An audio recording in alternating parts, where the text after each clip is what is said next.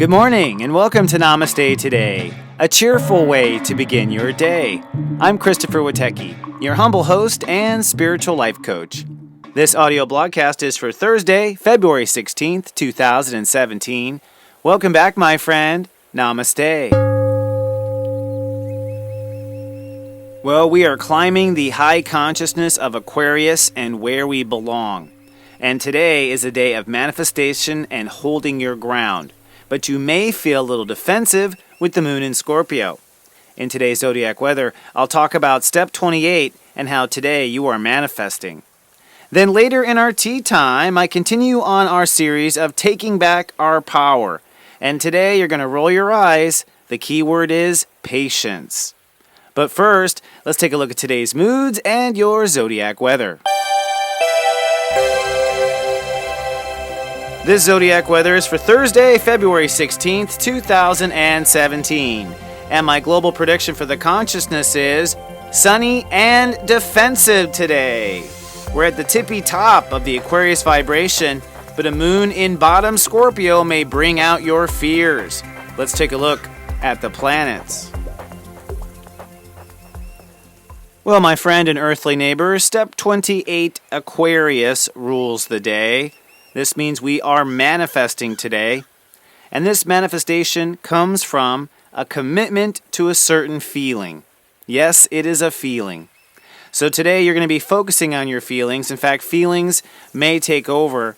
I predict you might feel a little defensive in the first part of today as the moon is climbing up the early degrees of Scorpio.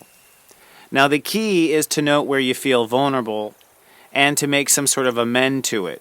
Do something to protect yourself. Do something to shelter those vulnerable feelings.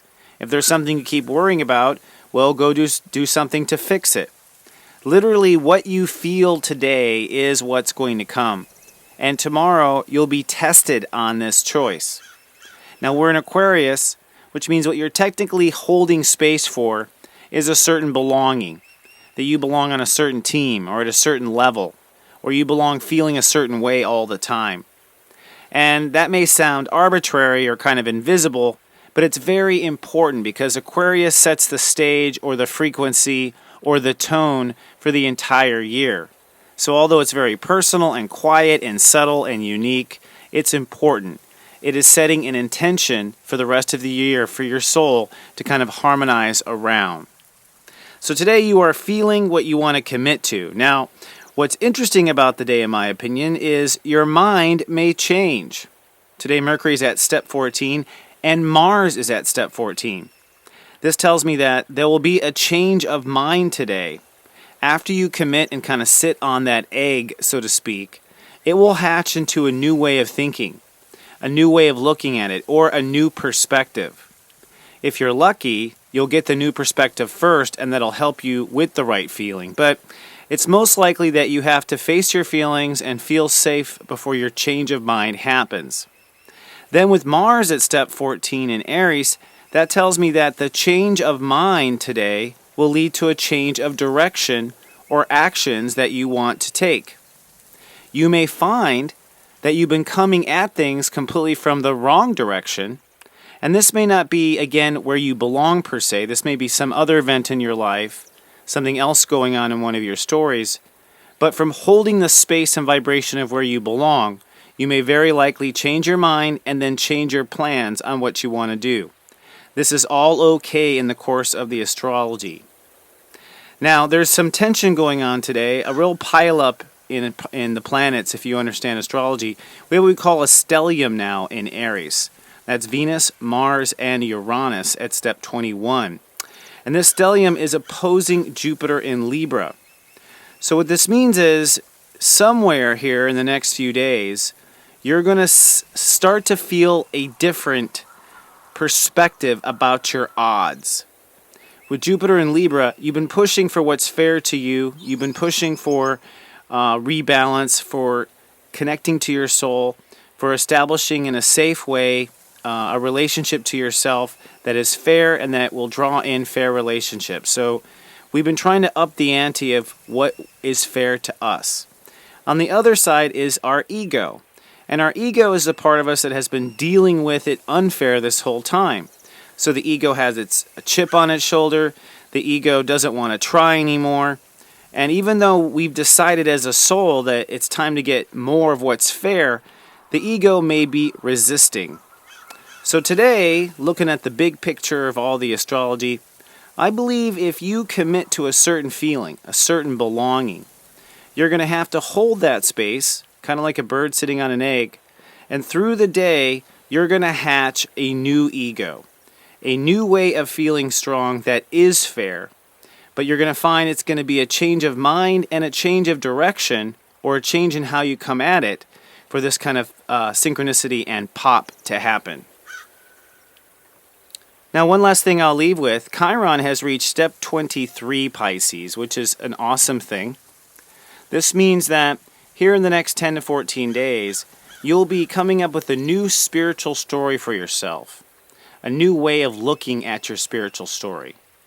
In other words, it looks like you're going to come to a certain understanding that a certain legacy or period of karma is indeed over. And that leads you to scratch your head and go, well then, what's my spiritual story now? How does this story end up? And that's going to lead us into the sign in Pisces, which begins on Saturday, where we dive deep into our karma and we begin to explore our spiritual legacy and where we're going next. Well, before we end in Aquarius, I want to give you the tools to take back your power. So go steep yourself some tea, and let's have our next edition of Tea Time.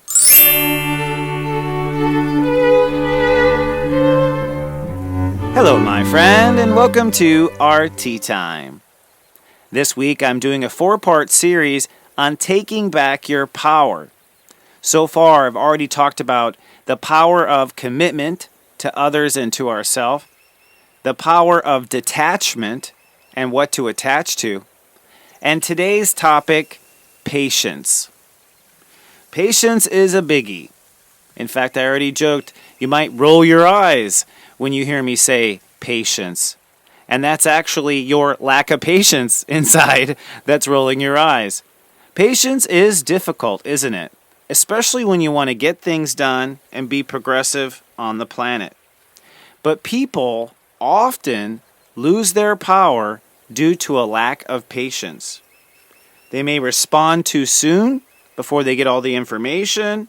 Sometimes a person loses their cool because they're not patient. Sometimes a person overreacts on someone due to a lack of patience. A lot of people, due to a lack of patience, will lose hope. And then after losing hope, they give up on the project. So many things fail to happen in life because simply people are not patient. People make mistakes when they're not patient, and people can sometimes sabotage the outcome due to a lack of patience. Patience is tough.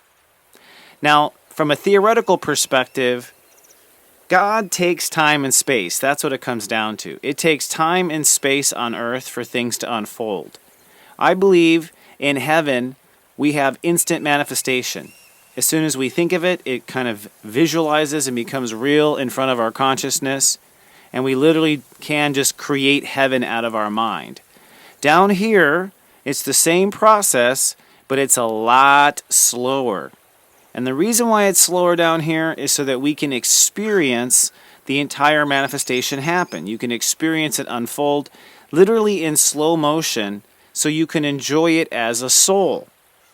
So patience is necessary if you want to work with reality, because reality will always take time and space to unfold, always, always, always.